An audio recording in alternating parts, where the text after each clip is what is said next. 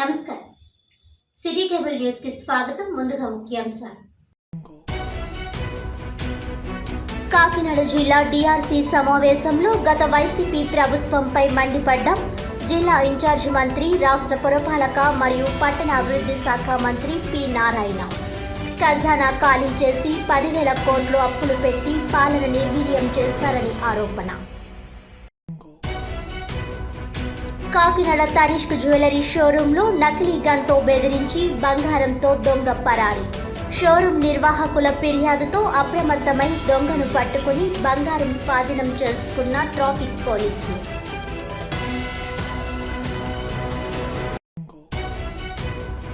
Kakinada మెక్లరెన్ school గ్రౌండ్లో జలకన్య ప్రత్యేక ఆకర్షణతో Shri Durga trade fair exhibition ఏర్పాటు.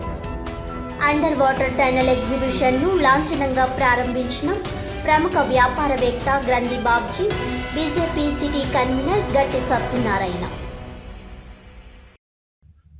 డీటెయిల్స్ చూస్తే, IFFCO Tokyo general insurance company limited వారి ఆర్థిక సహకారంతో కాకినాడ రూరల్ వాకిలిపూడిలో గల ఉమా ఎడ్యుకేషనల్ అండ్ టెక్నికల్ సొసైటీలో దివ్యాంగులకు కృత్రిమ పరికరములు ఉచితంగా పంపిణీ చేశారు.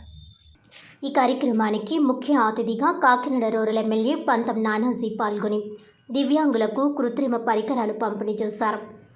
ఈ సందర్భంగా ఆయన మాట్లాడుతూ, సుమారు 75 మంది దివ్యాంగులకు తన చేతుల మీదుగా 3 చక్రాల సైకిల్, కృత్రిమ కాళ్ళు, కాలిపర్స్, వీల్ చైర్లు, సిపి చైర్లు మరియు వినికిడి యంత్రాలు పంపిణీ చేయడం ఆనందంగా ఉందన్నారు. ఇటువంటి కార్యక్రమాన్ని నిర్వహిస్తున్న Uma educational and technical society వారి సేవలను కొనియాడారు. అనంతరం సంస్థ ఎగ్జిక్యూటివ్ డైరెక్టర్ ఎస్పి రెడ్డి మాట్లాడుతూ, సమాజంలో పేద, విభిన్న ప్రతిభావంతులకు సరైన ప్రోత్సాహమును అందించే బాధ్యత ప్రతి ఒక్కరూ తీసుకోవాలని అన్నారు.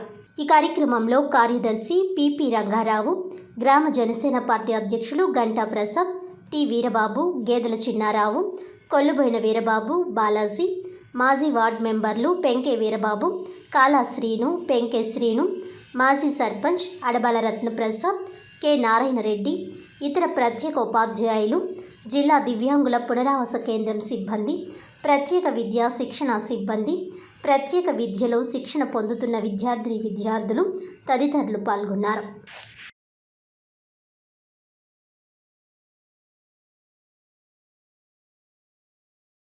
అలాగే 2019లో రామ్నాథ్ కోవింద్ గారి చేతుల మీద కూడా 2 national awards, 2 president awards, 5 national awards కూడా రావడం జరిగింది. ముఖ్యంగా అన్ని రంగాల్లో మేము అర్లీ ఐడెంటిఫికేషన్ అండ్ ఇంటర్వెన్షన్ దగ్గర నుంచి చిన్నపిల్లలకు టెస్టింగ్ కూడా గవర్నమెంట్ జనరల్ హాస్పిటల్లో చేస్తున్నాం సార్.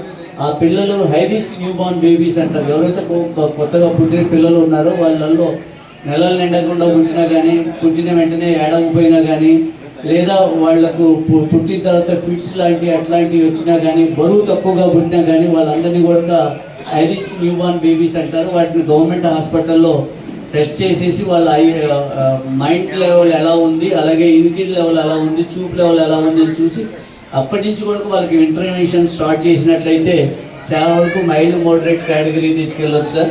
అదేవిధంగా మిగతా ప్రత్యేక పాఠశాల కానీ, అలాగే సిబిఆర్ కమ్యూనిటీ బేస్డ్ రిహాబిలిటేషన్ అయింది కూడా మొత్తం 5 జిల్లాల్లో ఆంధ్రప్రదేశ్లోను అలాగే యానంలోను పనిచేస్తున్నాం సార్ ఈ కార్యక్రమాలని.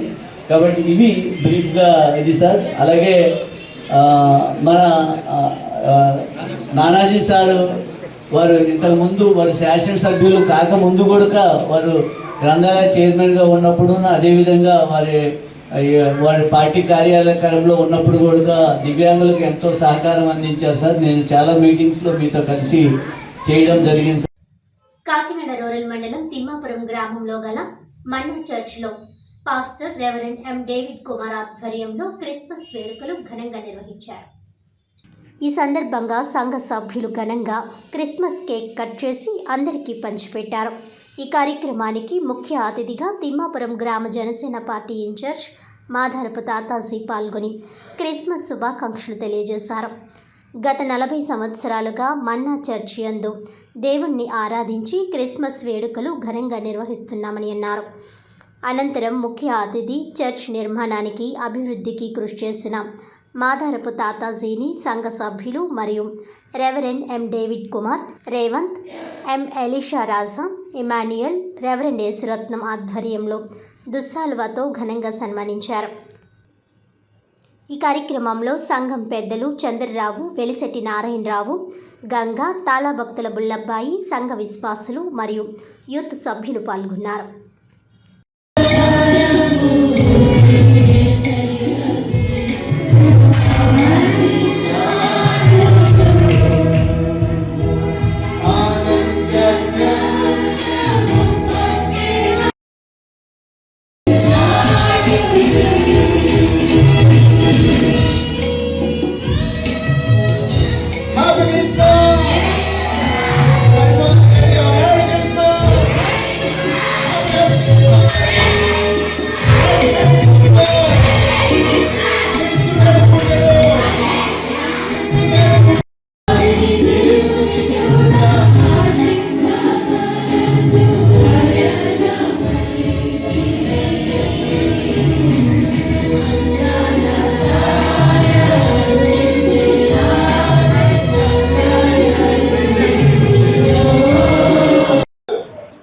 ఎదుగుతూ ప్రజలను రక్షించే బలమైన సేవకుడిగా 2 విషయాలు మీకు చెప్పాలని ఆశపడుతున్నాను. ప్రతి సంవత్సరం వారు మనం ఆహ్వానించిన వెంటనే మన ఆహ్వానాన్ని మన్నించి, వారికి ఎన్ని పనులు ఉన్నప్పటికీ మనల్ని ప్రేమించి మన మందిరానికి వస్తున్నారు. వారికి ప్రత్యేకమైన వందనాలు తెలియజేస్తున్నాను. దేవుడు వారి నాయకత్వాన్ని దీవించాలని, అనేక ప్రాంతాలు వారి ప్రయాణం చేసి వెళ్తుండగా దేవుడు తోడుకుండాలని మనం అందరం వారి నిమిత్తం ప్రార్థన చేద్దాం. ప్రాముఖ్యంగా మన యొక్క మందిరాన్ని, మన యొక్క సంఘాన్ని, మన యొక్క సంఘ విశ్వాసులందరినీ ఎంతో ప్రేమిస్తూ ప్రతి సంవత్సరం పేదలైన వారికి వారి చీరలు కొని పెడుతున్నారు. కాబట్టి వారి నిమిత్తం మనం అందరం ప్రార్థన చేయాలి. మనం అడగకపోయినా ముందుగానే వారికి సిద్ధం చేసుకుని దేవుని మందిరానికి వచ్చేటప్పుడు బహుకరించి దేవుని మందిరానికి కొట్టినే వెళ్ళకూడదని ఎవరు చెప్పకపోయిన విషయాలు వారు ప్రేమించి ప్రతి సంవత్సరం పేదలైన వారికి వస్త్రాలు ఇవ్వటాన్ని బట్టి ప్రభువు నేను ఎంతగానో స్తుతిస్తున్నాను. వారిని, వారి కుటుంబాన్ని దేవుడు దీవించాలని, మరి ప్రాముఖ్యంగా మందిరం కట్టుతున్నప్పుడు వారు చూసి చెప్పిన వెంటనే ముందుకు వచ్చి మా చంద్రరాంపులు గారు సంఘ పెద్దలు అక్కడికి వెళ్ళి వారి నిమిత్తం మా మందిరం ఎలా ఉందండి అని చెప్పిన వెంటనే ఎంతో సహకరించారు. ఈ దినాన్ని ఇంత సుందరమైన మందిరంగా తీర్చిదిద్దారు.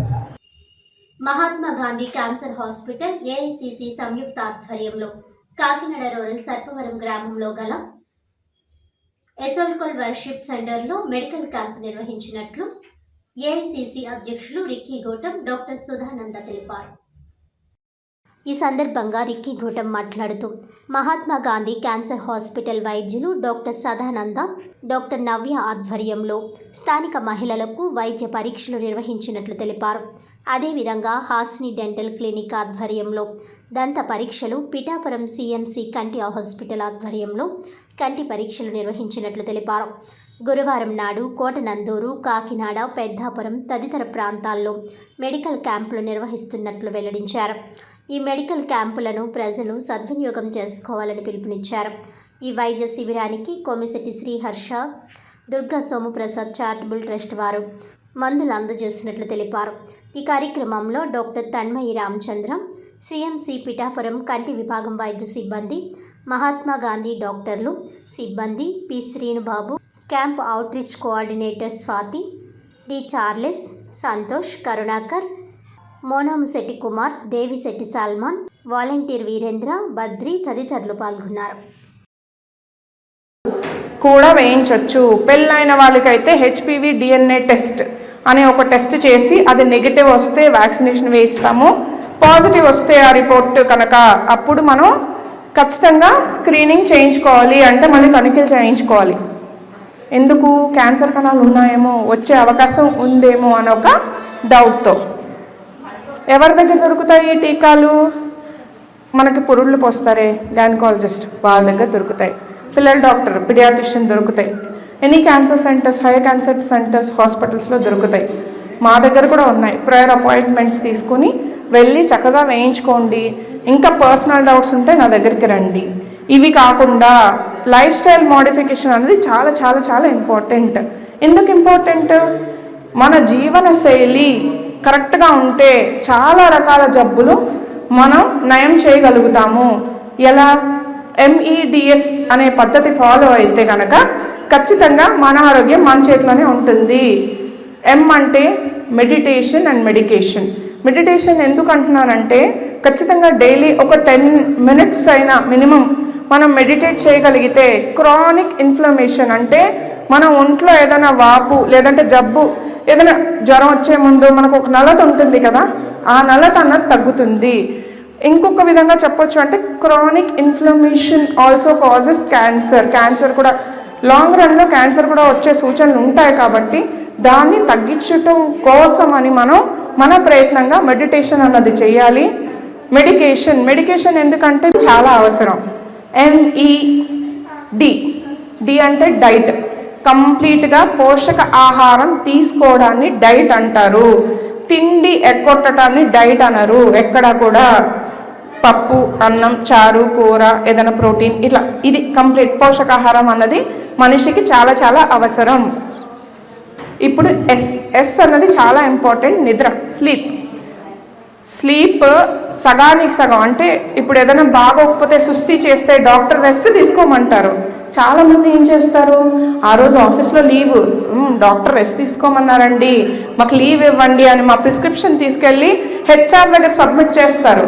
కానీ వాళ్ళు రెస్ట్ తీసుకుంటారంటే ఏ బంధువుల ఇంటికి వెళ్ళటము, ఏ సినిమాకి వెళ్ళటము, ఏ మూవీ చోట ఇది చేస్తారు. మందులు వేసుకుంటారు. రెస్ట్ తీసుకోవాలి. రెస్ట్ అంటే నిద్రపోవాలి. మన బాడీకి మనం టైం ఇవ్వాలి. అప్పుడే మనం వాడిన మందులు బాగా పనిచేస్తాయి. 8 to 10 hours ఐడియల్ స్లీప్. అందరూ ప్రతి ఒక్కరికి కావాల్సిన నిద్ర అది. లేదు 6 hours ఓకే, ఎందుకంటే అప్పర్ లోవర్ లిమిట్స్ ఉంటాయి ప్రతిదానికి. సో 6 hours వరకు బేరబుల్, ఓకే, టాలరబుల్, భరిస్తుంది బాడీ. కానీ అంతకన్నా అంటే బాడీ తట్టుకోలేదమ్మా.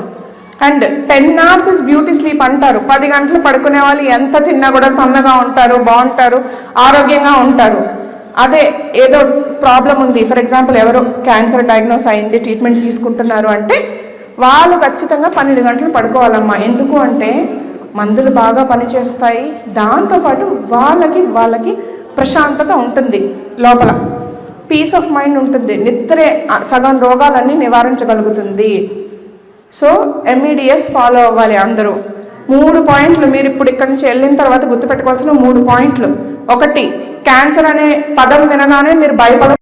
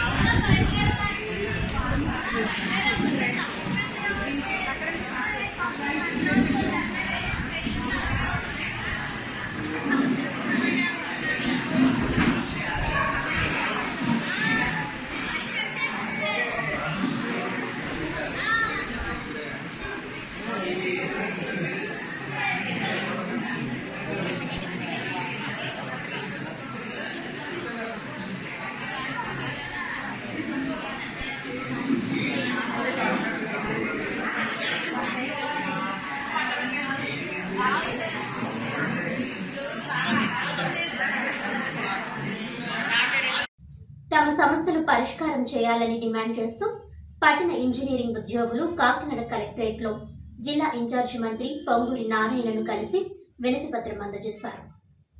ఈ సందర్భంగా వారు మాట్లాడుతూ గత 10 రోజులుగా తమ సమస్యలు పరిష్కారం చేయాలని డిమాండ్ చేస్తూ కాకినాడ రాజా ట్యాంక్ వాటర్ వర్క్స్ సమీపంలో ఆందోళన, రిలే నిరాహార దీక్షలు కొనసాగిస్తున్నా ప్రభుత్వం నుండి ఎటువంటి స్పందన లేదని ఆవేదన వ్యక్తం చేశారు.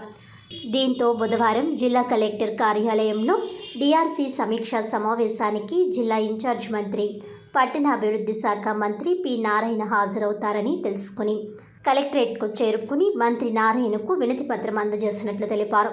తమ సమస్యలు తక్షణం పరిష్కరించేలా చర్యలు తీసుకోవాలని ఇంజనీరింగ్ ఉద్యోగులు కోరారు.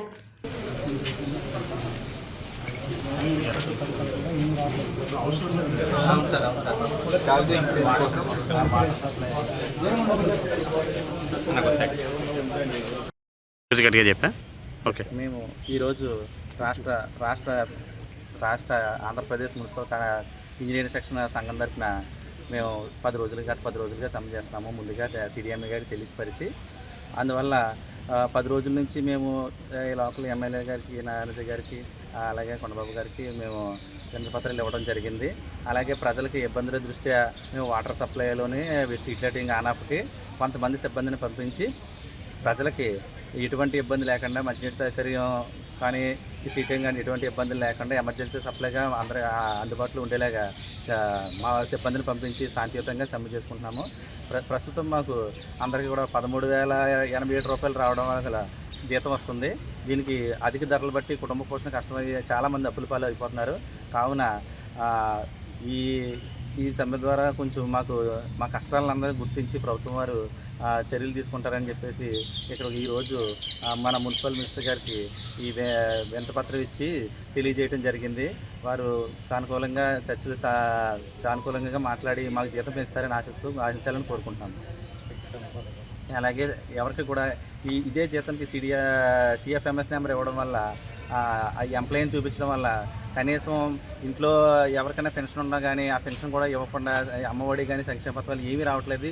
ఈ వచ్చే 13,087 రూపాయల జీతంతో సంక్షేమ పథకాలు కూడా తీసుకోలేనంటే పరిస్థితి ఉన్నది.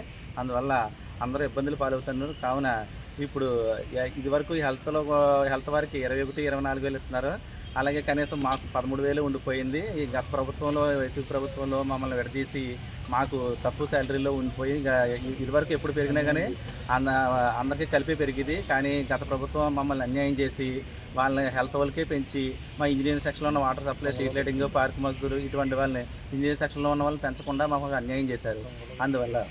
అందువల్ల ఈ ప్రభుత్వం గుర్తించి మమ్మల్ని మా సేవలను గుర్తించి వాటర్ సప్లై ఇప్పుడు కూడా కరోనా టైంలో కూడా నిర్విరామంగా అందరూ ఇంట్లో ఉన్న టైంలో కూడా మా వాళ్ళందరూ పనిచేసి అందరికీ కూడా మంచినీరు ఎమర్జెన్సీ అని చెప్పేసి ప్రతి ఒక్కరికి ఈరోజు కూడా మేము సమ్మె చేసినా కానీ మేము కొంతమంది సిబ్బందిని పంపించి ప్రజలకు ఏ విధమైన మంచి అవసరం దృష్ట్యా ఎవరికి ఇబ్బందులు రాకుండా చూస్తూ సమ్మె చేస్తున్నాము. దాన్ని దృష్టిలో ఉంచుకుని ప్రభుత్వం మా ముందు దయించి ఈ శాలరీలు పెంచి మమ్మల్ని మా కుటుంబాలు ఆదుకుంటారని ఆశిస్తున్నాము.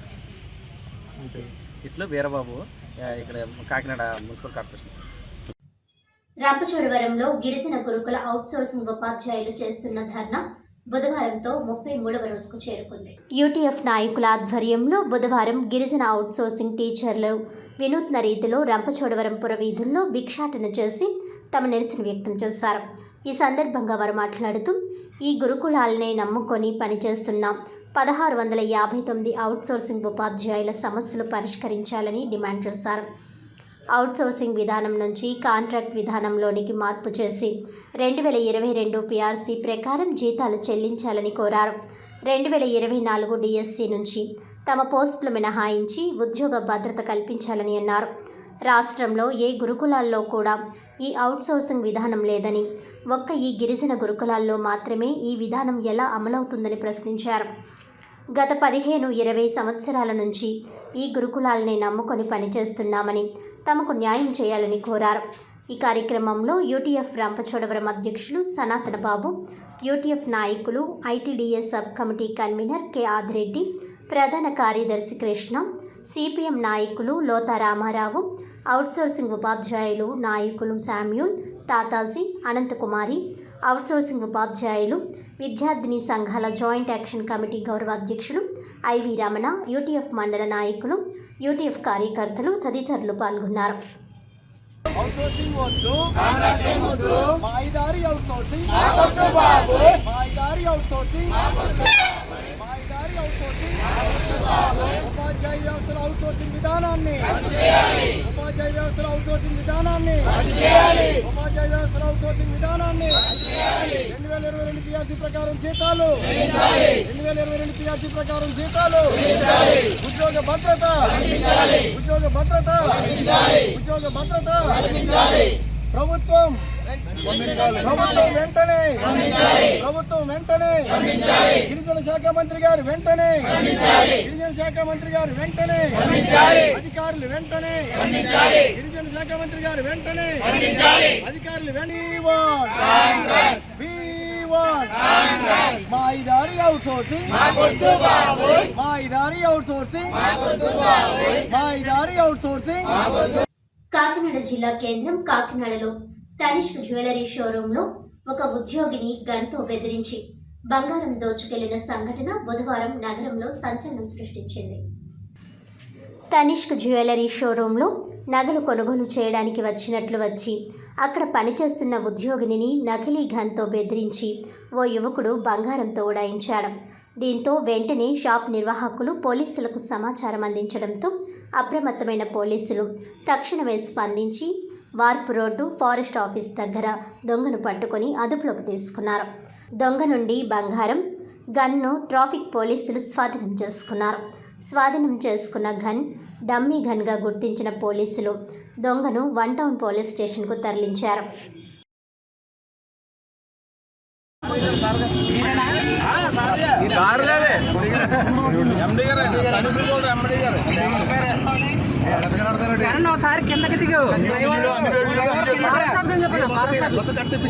కౌంటర్ చెక్ చేసుకునే కౌంటర్ చెక్ చేయమను కౌంటర్ చెక్ చేసి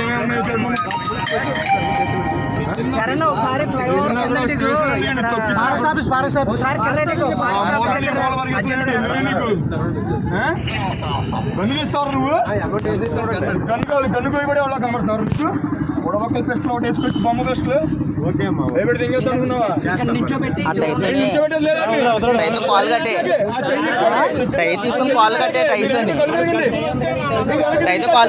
మీరు వెనక జరిగిన చేయించి నాకే వాడికి ఇంకోసారి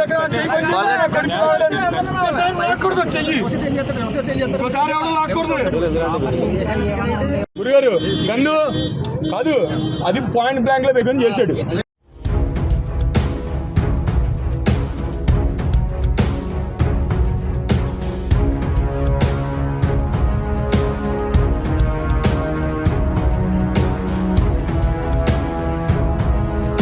కాకినాడ మెక్లరిన్ స్కూల్ గ్రౌండ్ లో Shri Durga trade fair exhibition ను ప్రముఖ పారిశ్రామికవేత్త Granthi Babji, BJP Kakinada city convener engineer Gatti Satyanarayana ఘనంగా ప్రారంభించారు.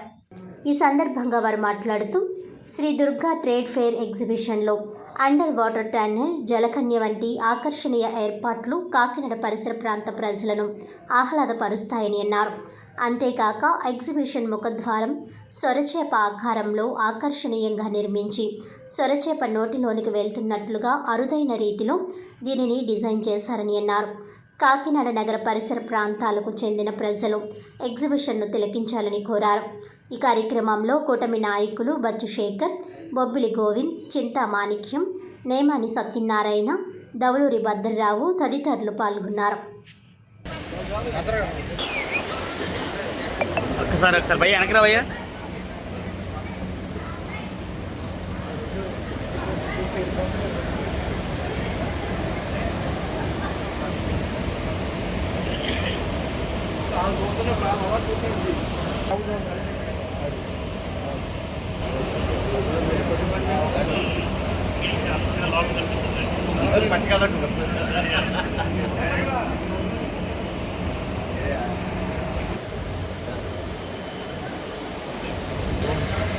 అబ్బా ఒకసారి వెనక్కి రాబా.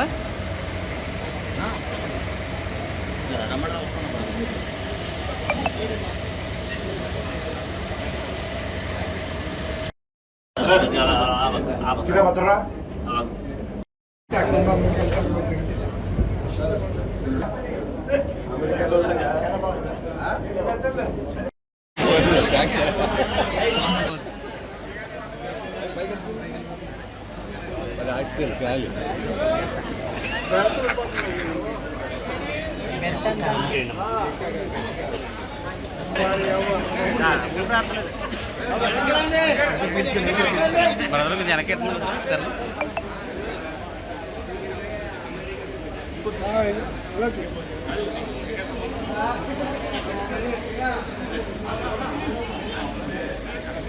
హాయ్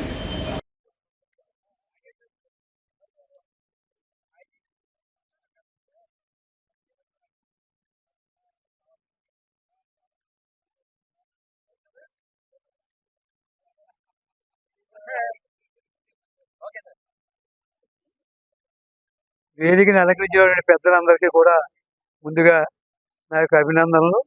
అలాగే ఈ ఎగ్జిబిషన్ ఏర్పాటు చేసినటువంటి పెద్దలందరికీ కూడా ముందుగా అభినందనలు తెలియపరచాలి. ఇంకేంటంటే ఇప్పుడే అందరూ కూడా లోపలికి వెళ్ళి మీతో సహా చూడడం జరిగింది. ఇలాంటి ఎగ్జిబిషన్ నాకు తెలుసుండగా కాకినాడలో ఇంత అందంగా ఎప్పుడు తయారు చేసి ఉండలేదు. చాలా బాగుంది. దీన్ని కాకినాడ ప్రజలందరూ కూడా సద్వినియోగం చేసుకోవాలని ప్రజలందరికీ తెలియపరిచే విధంగా మీ ఛానల్స్ అన్ని పూర్తిగా సపోర్ట్ చేయాలని చెప్పి మనస్ఫూర్తిగా కోరుకుంటున్నాం. ఇంకేదంటే చాలా ఖర్చుతోటి శ్రమతోటి కూడుకున్నటువంటి ఎగ్జిబిషన్ ఇది. దీన్ని సక్సెస్ అయితే ఇలాంటి మరికొన్ని మన కాకినాడలో రావడానికి అవకాశం ఉంటుంది అనేటువంటి నా అభిప్రాయం. కాకినాడ జిల్లా స్థాయి సమీక్షా కమిటీ డిఆర్సి సమావేశం జిల్లా ఇన్ఛార్జ్ మంత్రి రాష్ట్ర పురపాలక పట్టణాభివృద్ధి శాఖ మంత్రి పొంగనూరు నారాయణ ఆధ్వర్యంలో కాకినాడ కలెక్టరేట్ సమావేశ మందిరంలో నిర్వహించారు. కాకినాడ జిల్లా కలెక్టర్ షాన్మోహన్ అధ్యక్షతన జరిగిన ఈ సమావేశంలో పాల్గొనేందుకు విచ్చేసిన మంత్రి నారాయణకు SP Vikrant Patil, Kakinada commissioner Bhavana, joint collector Rahul Meena, trainee collector HS Bhavana సాదర స్వాగతం పలికారు. ఈ సందర్భంగా జిల్లాలోని పలు అభివృద్ధి అంశాలపై సమావేశంలో చర్చించారు. అనంతరం నిర్వహించిన మీడియా సమావేశంలో మంత్రి నారాయణ వివరాలు వెల్లడించారు. రాజధానికి 34,000 ఎకరాలు రైతులు ఇస్తే గత ప్రభుత్వం నిర్వీర్యం చేసిందని, రాజధాని వలన 26 జిల్లాలు అభివృద్ధి జరుగుతాయనే ఆలోచన గత ప్రభుత్వానికి లేదన్నారు. రాజధాని అథారిటీ త్వరలో కేబినెట్లో అప్రూవల్ అవుతుందని తెలిపారు. గత ప్రభుత్వం ఖజానా ఖాళీ చేసి 10,000 కోట్లు అప్పులు పెట్టారని, 3,200 కోట్లు మున్సిపల్ నిధులు దారి మళ్లించారని అన్నారు. అంతేకాక వైసీపీ ప్రభుత్వం ఇరిగేషన్ కెనాల్స్లను నిర్వీర్యం చేసి రైతులకు తీవ్ర అన్యాయం చేసిందన్నారు. గత ప్రభుత్వం నిధులు ఇవ్వకపోవడం వలన అమృత్ భారత్ ప్రాజెక్ట్ ఆగిపోయిందని తెలిపారు. ఏలేరు రిజర్వాయర్ ఆధునీకరణ డిపిఆర్ను రివైజ్ చేస్తామని, దీనిపై జిల్లా అభివృద్ధి సమావేశంలో చర్చ జరిగిందన్నారు. రైతులకి ఎటువంటి ఇబ్బందులు లేకుండా అధికారులు సన్నద్ధమవుతున్నారని తెలిపారు. ఈ సమావేశంలో జిల్లాలోని ఎమ్మెల్యేలు, ఎమ్మెల్సీలు, ప్రజాప్రతినిధులు తదితరులు పాల్గొన్నారు.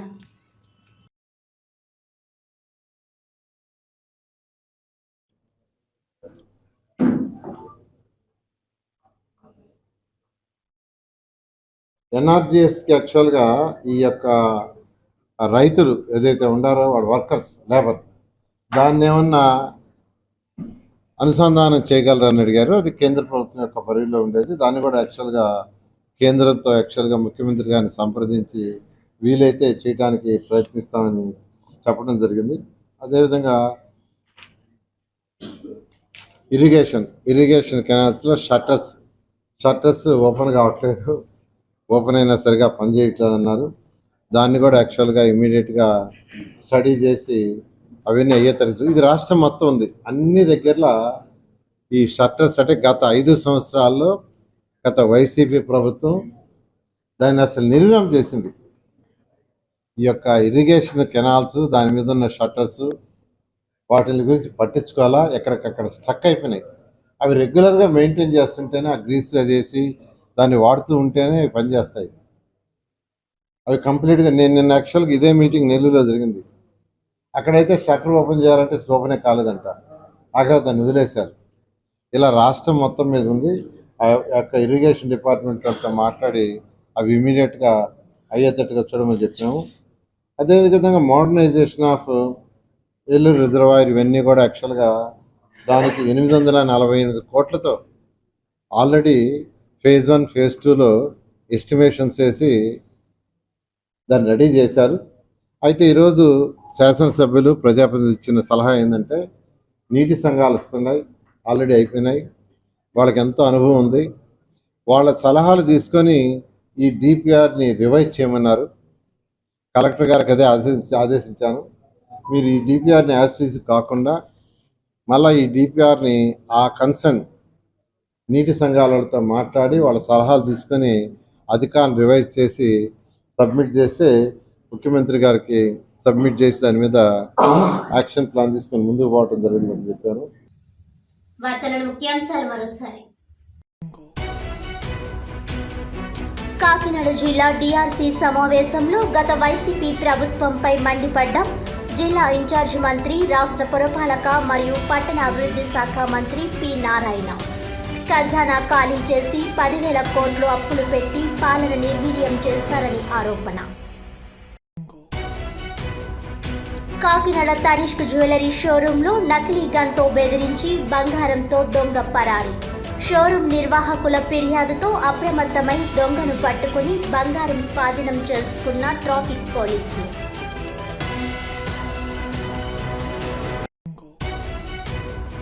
కాకినాడ మెక్లరెన్ స్కూల్ గ్రౌండ్లో జలకన్య ప్రత్యేక ఆకర్షణతో Shri Durga trade fair exhibition ఏర్పాటు.